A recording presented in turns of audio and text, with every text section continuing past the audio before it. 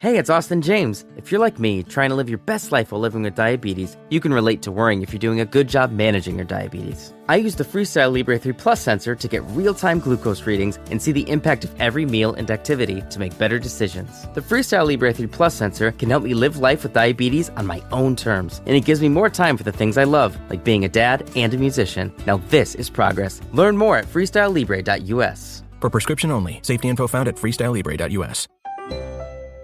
Before we start, please check out our new podcast, Good Sleep. Have you ever noticed how a calm mind can really set the stage for a good night's sleep?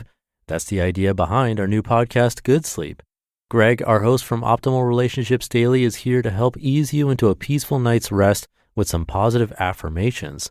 And these affirmations aren't just comforting, they can help ease anxiety and nurture positive thoughts, setting you up for true good sleep.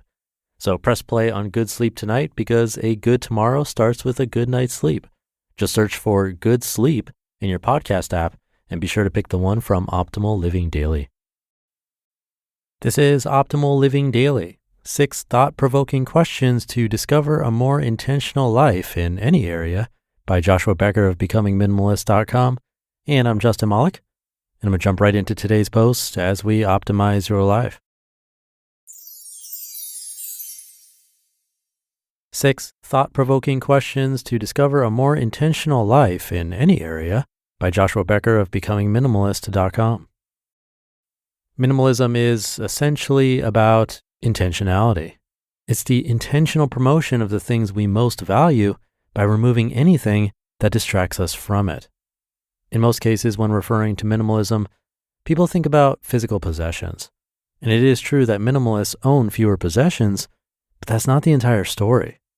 Intentionality leads to intentionality. So becoming more intentional in one area of life, like possessions, typically spills over into other areas of life as well, schedule or relationships, for example. When my wife and I and 2 young children began minimizing our possessions, we began to notice how unintentional we had been living. We had closets and shelves and drawers full of things that we didn't need and didn't use. We owned more than needed.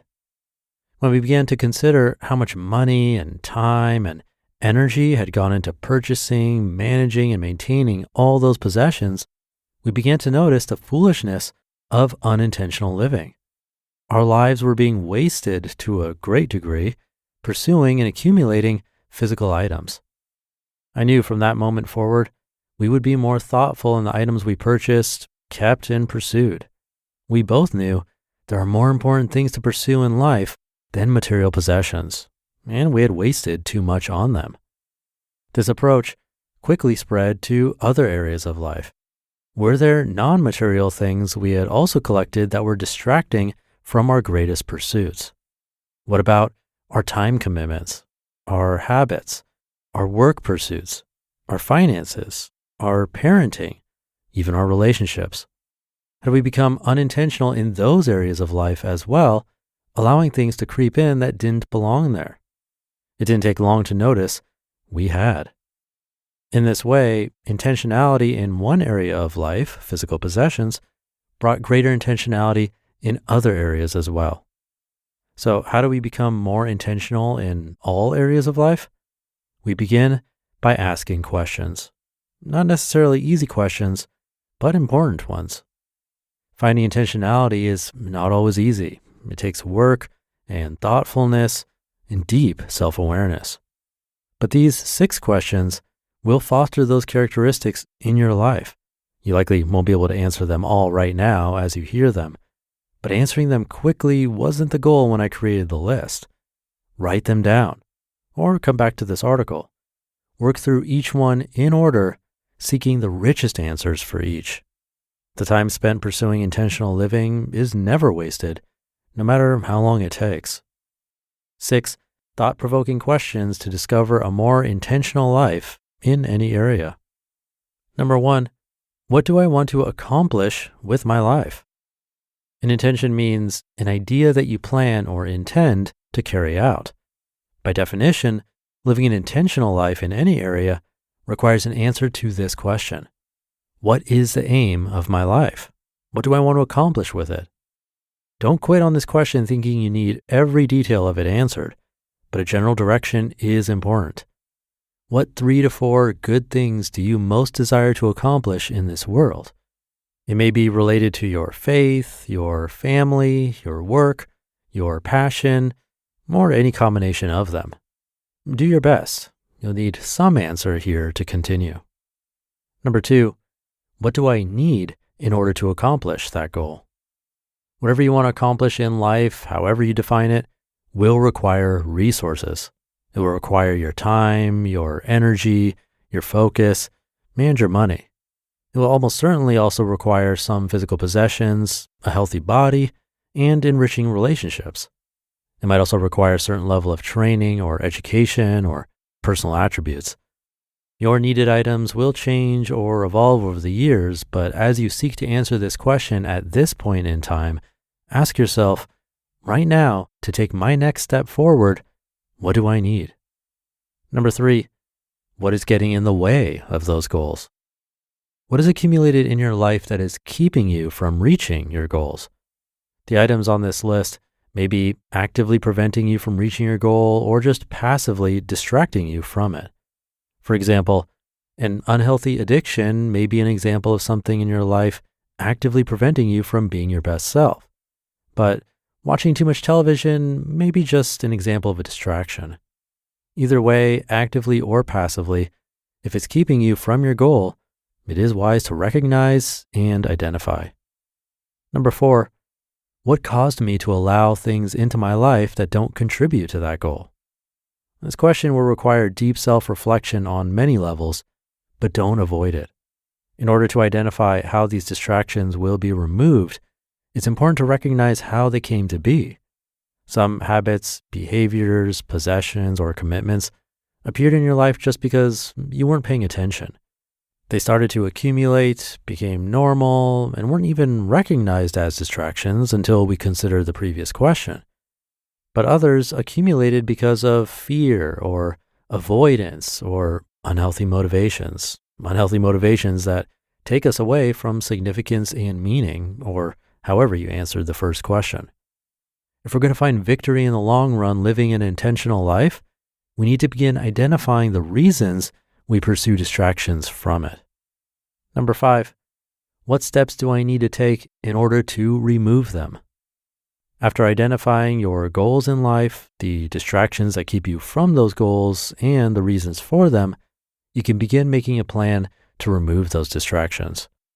Granted, entire articles or blogs or books could be written about specifically removing distractions, and depending on which distractions you need to be in removing, the resources you turn to may vary from person to person. Depending on what you identified in question 3, a simple Google search may be a great place to start.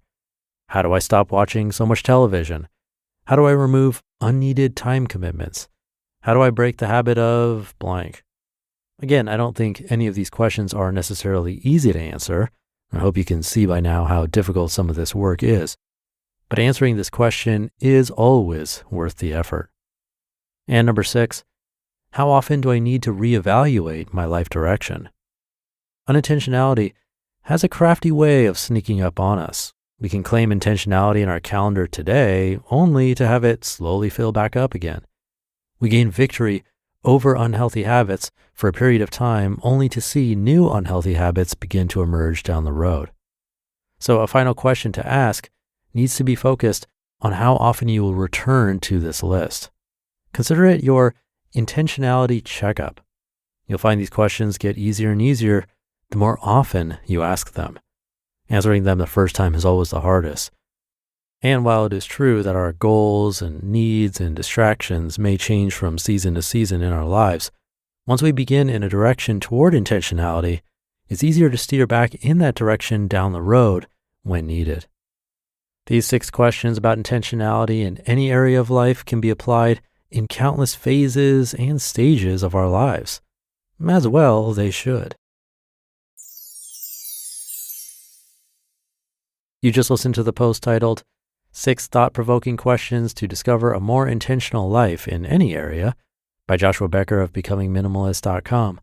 And I'll be right back with my commentary. Good taste is easy to spot, but hard to pin down. You know it when you see it. With your car, you want something sophisticated and daring, yet classic, approachable, but with an air of opulence. That's where the Range Rover Evoque comes in. The Range Rover Evoque is charisma in motion, art and craft in equal measure. Its exterior is a quietly bold expression of Range Rover DNA with a floating roof, continuous waistline, and three-dimensional grille that give it a captivating character. Inside, you'll find a calm, minimalist cabin anchored by a tactile gear shifter where clean lines, sumptuous materials, and advanced technology come together. Make a statement in the Range Rover Evoque. This elegant SUV elevates every drive, offering a new dimension of refinement and luxury. Whether you prefer a modern aesthetic or a warmer, authentic appearance, the Evoque's interior can be tailored to your taste. Ready to experience sophisticated design and premium materials in motion? Explore the Range Rover Evoque at LandRoverUSA.com. Thank you to Joshua. There were a bunch of great questions in here that we can ask ourselves, and I'll be putting some of these in my weekly newsletters. I always have a question that you can ask yourself in there. And by the way, if you're not on that free weekly newsletter, it's easy to join. You can enter your email address at the bottom of oldpodcast.com. I also put some of my favorite quotes from this show in there, along with what I've been up to. But back to the article.